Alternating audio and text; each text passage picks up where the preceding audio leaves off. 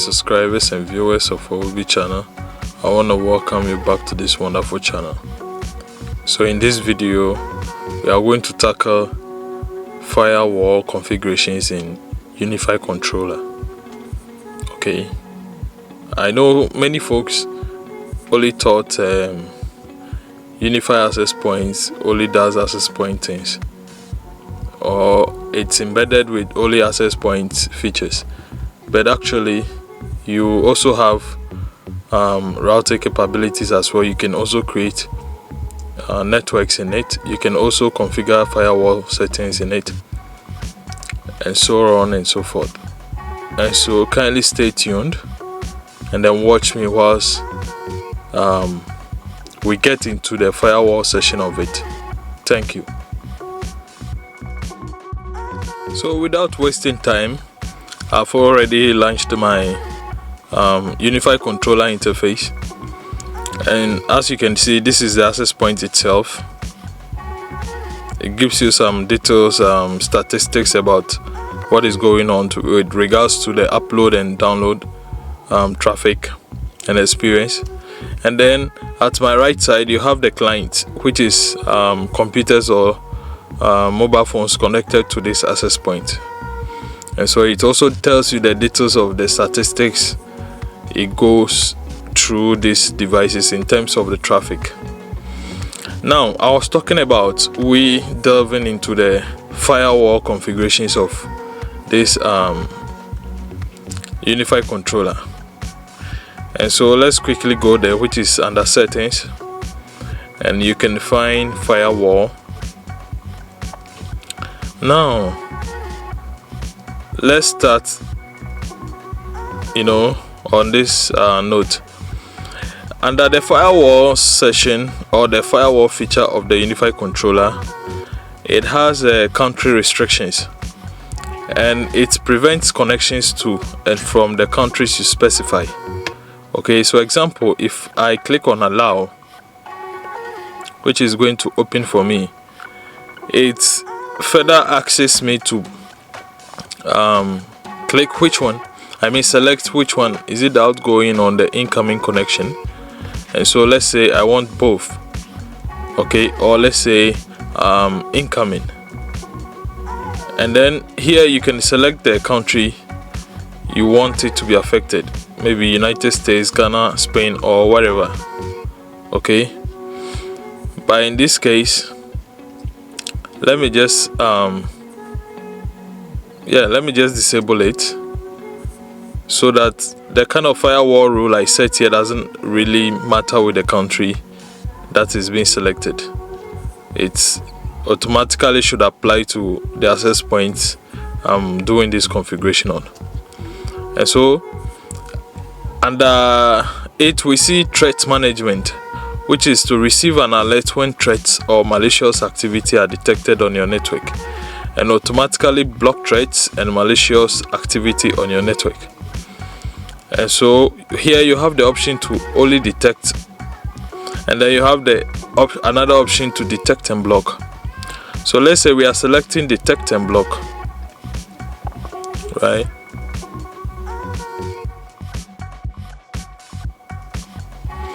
And so now when the threat management is enabled, okay, by selecting detect and block, which means it detects the threat and it blocks it at once, which is like automated stuff. Now it's further, when you enable this threat management stuff, it further warns you that enabling the threat management may reduce maximum throughput speed. Simply as that, which means your traffic is really going to be scrutinized to eliminate some threats, and so your bandwidth throughput will largely be reduced due to some of these measures that will take place when you enable the threat management. Under it we have the system sensitivity, and so we have it enables identification of viruses, malware, hacking, peer-to-peer, internet traffic, bad reputation, and network protocol threats. So when this is also enabled, this firewall configuration is able to block these threats. And then, as we can see here, about 17 out of 35 threat categories has been enabled on this firewall configuration. And you have the options to either select low, medium, high, or even custom. Okay, which means if you select high, it is going to select all 35 threat categories and it's going to be enabled. Okay, or you can likewise do the custom by configuring a custom threat categories for this firewall setting. So let's bring it back to medium, and then under it you can see the edit threat categories. So when you click it, okay, so these are the threat categories you'll be seeing when you when you click on this edit sign, edit threat categories. These are the categories. Under virus and malware, we have both CC enabled.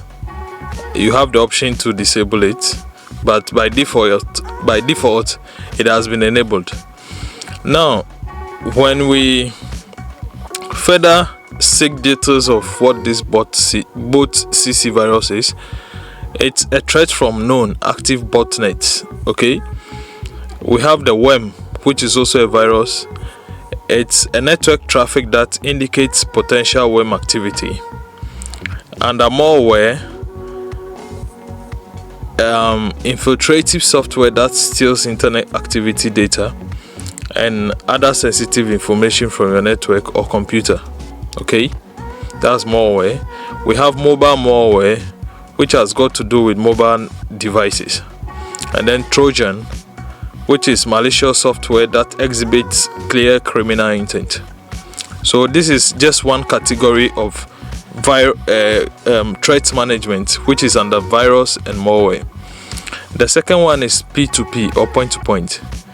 And as you can see, Tor has been selected, and network traffic sent to and from Tor exits not using an IP-based rule set, which simply means if this is enabled, folks who like to go onto torrent to download illegal stuff, cracked softwares, movies and all those things will actually find it difficult accessing such sites, unless they can bypass it using either proxy settings or probably VPN. Okay, you also have this point-to-point, which has not been selected actually. So it's basically talking about peer-to-peer traffic. And then the next category to talk about is hacking, and it's obviously preventing form of intrusion into your system or your network. And so when this configuration is enabled, as you can see, you have the exploit, generic exploits that do not adhere to specific service category. You have shellcode, targeting of vulnerable processes being run on a separate machine, local network or intranet. Then we have the denial of service attempts on or within your network, but it has not been enabled. Okay.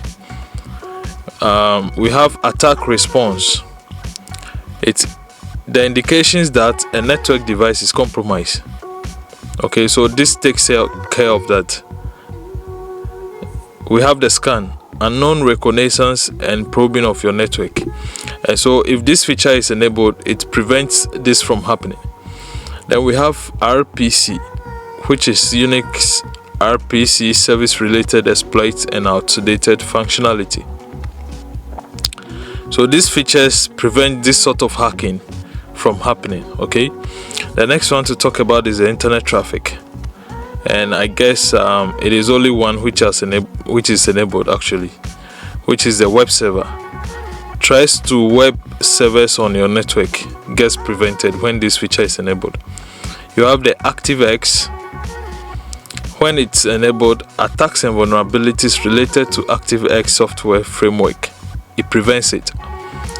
DNS attacks on DNS vulnerabilities, as well as abuses of other network services such as tunneling.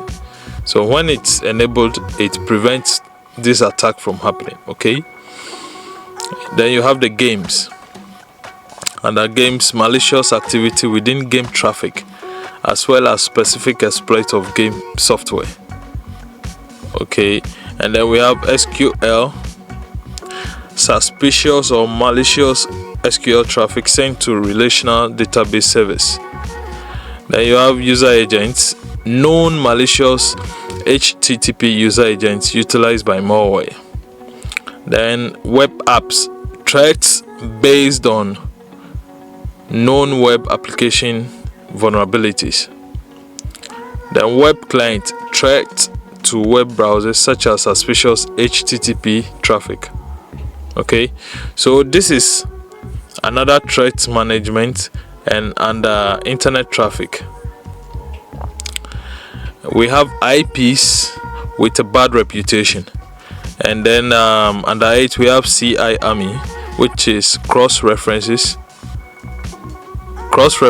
the CI Army list, a daily directory of IP addresses deemed as having a bad reputation. Okay, and so when this feature is enabled, it's able to detect such IPs and then prevents them from accessing your network, or makes a report about that based on what I selected. Okay, detect and block. And so when it detects a threat which falls under this feature, it's going to detect it and block it. You have compromised. Cross-references a list of IP addresses known to be compromised hosts, which is updated daily by a variety of public and private sources. And then we have the D-Shield, which is also under IPs with a bad reputation. Cross-references a list of IP addresses that have been identified as the source of past attacks. Then the next category to talk about is the network protocol, which we have FTP, NetBIOS, Telnet, ICMP, POP3, TFTP, IMAP, and SMTP. Okay, and so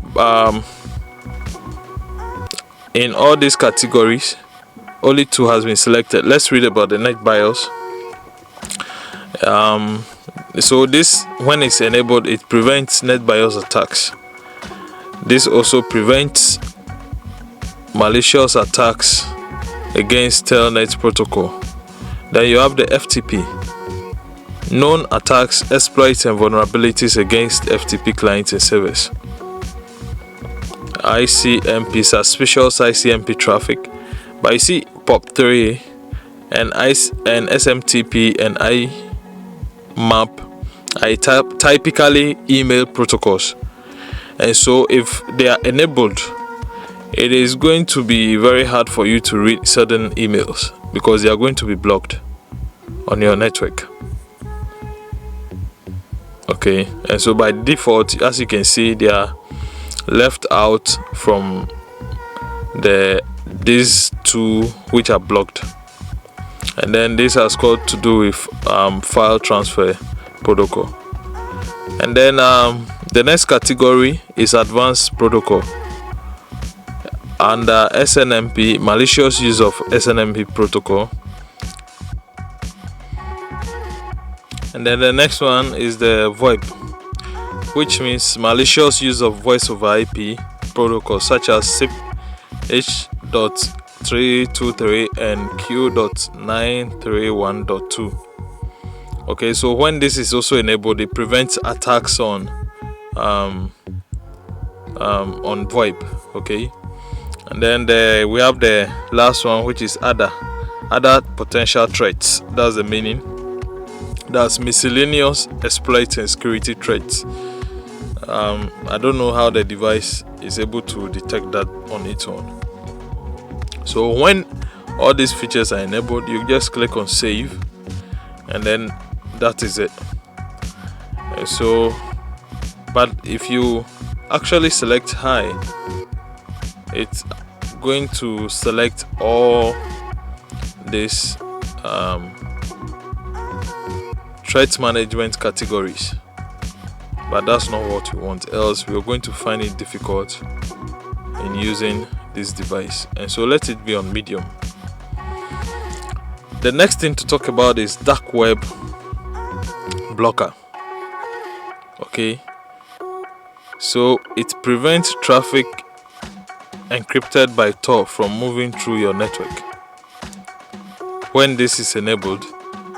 Okay, and then we have malicious website blocker. It prevents clients with IP addresses known to be malicious from accessing your network.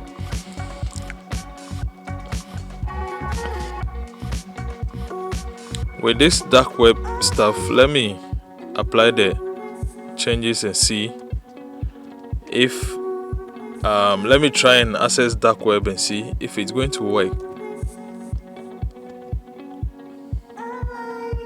I'm just trying something out. If it's only going to work.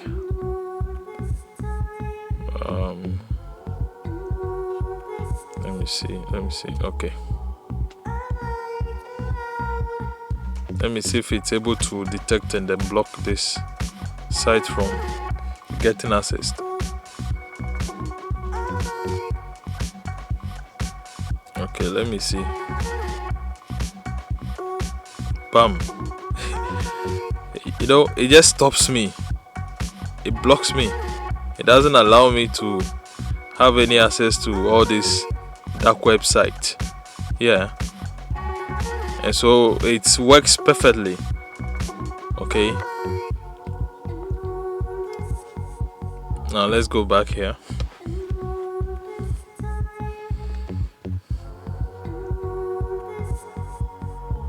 So it detects and blocks. I like this firewall rules. Now let's go down. When we come down here, we have the firewall rules. So this is where we can actually create firewall rule under the UniFi controller. And so let's start with one of the rules. In one of the rules, when you come to type, it is asking internet in, internet out, internet local, or LAN in.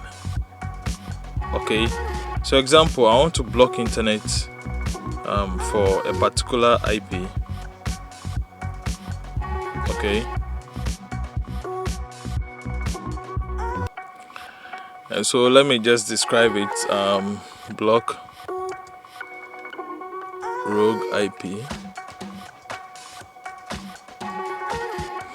Okay, so under rule applied, it says before predefined rules or after.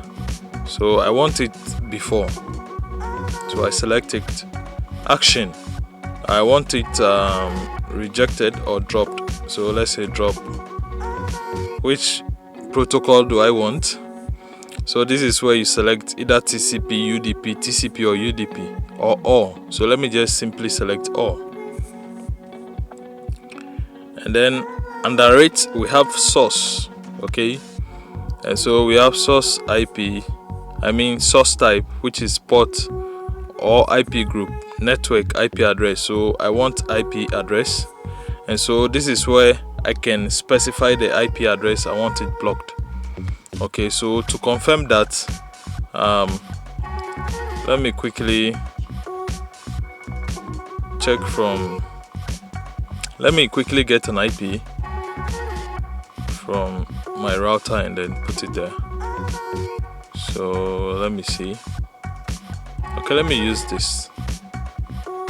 Hold on. Let me see.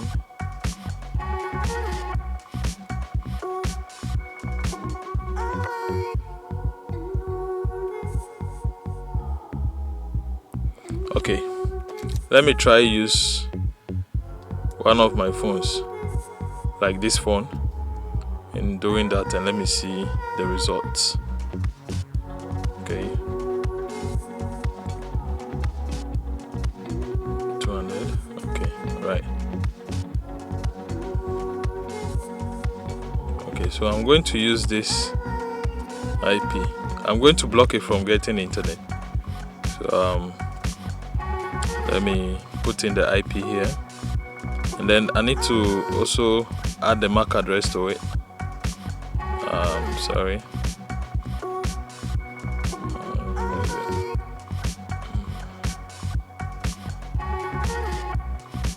Okay, so this is the MAC address. I like this interface, you know. So this is the MAC address. Destination. Let me select the same thing. The IP here, 168.8.200. Okay, and then basically that's it. But you also have the manual where you can actually select certain things. So it says match state new, match state established, match state invalid, match state related, and then you have the IP security.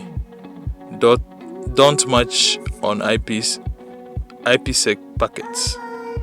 Then match inbound IP security packets. Then you have the login enabled.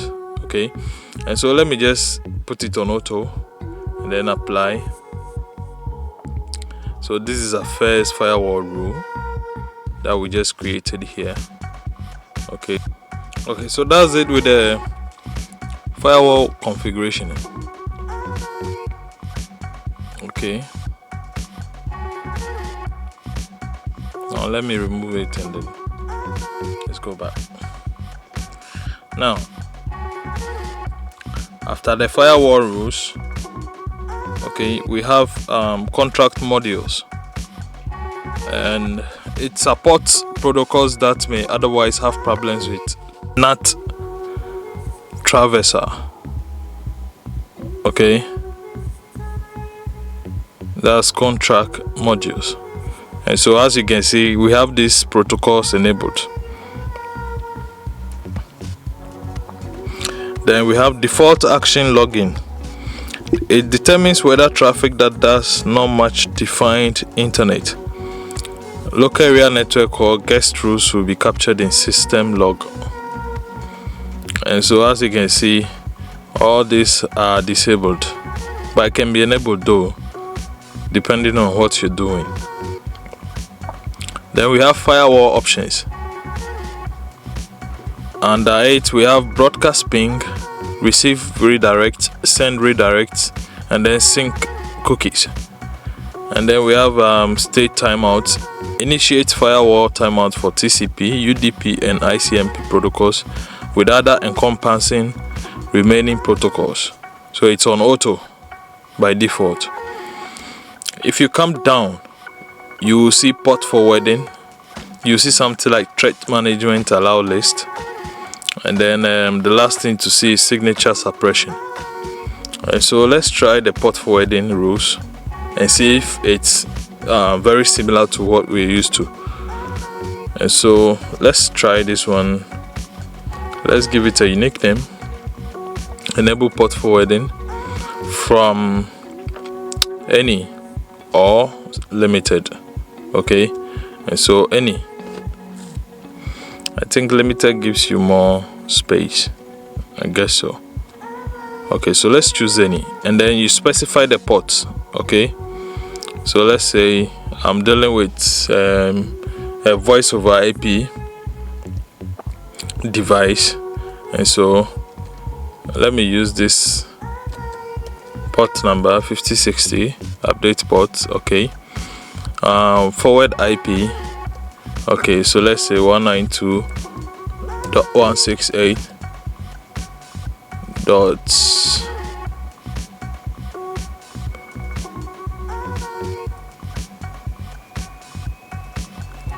Let's say .8.200, and then Okay, the same port is selected here by default, or if I want, I can change it depending on the configuration I did. And then you have the protocol, which is either TCP or UDP, so it's wise you enable both. And then the login, you select the login. Okay, when you are done, simply click on apply, and then it takes effect. Okay,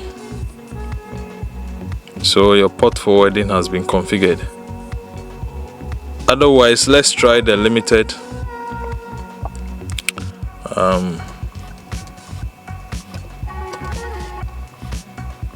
Okay, so let's select limited and see what limited offers. The source,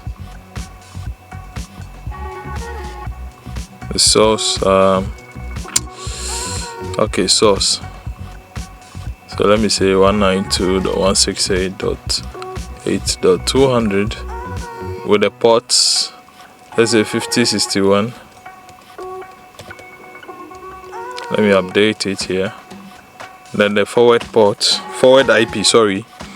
forward IP, let's say 10.60.50. Let's say 150. Okay, using the same port, and then we enable login, apply changes. Okay, so it's as simple as this. So basically, this is how you can actually configure this rule. Okay. Oh, I need to what's happening here? Let me go back. I think it's asking me with the source, just like I did with this. Okay.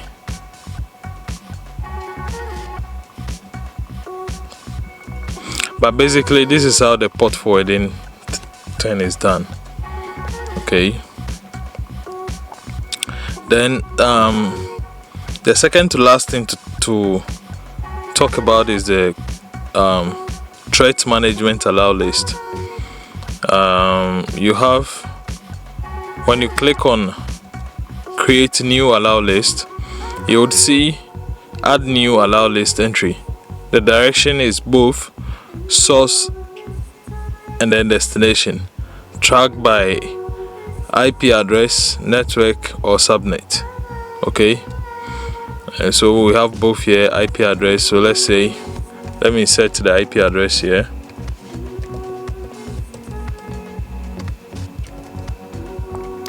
This is the IP address. Okay, to be added to the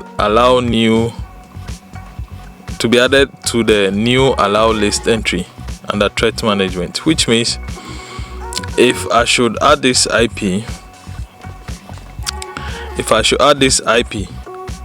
to the threat management allow list, this IP is going to bypass all these threats here. Okay, it's going to bypass all these threats, including the dark web blocker and all those malicious website blocker. That's what it simply means. Any IP I specify here is going to bypass all those threat management. Okay, the last one to talk about is a signature suppression. And so let's go to threat logs. Okay, so let's go there and then see for ourselves the threat logs which will be displayed. And so all this falls under firewall configurations, okay, under the UniFi controller. And in this case, I'm using 7.2.94. okay, that's the version I'm using.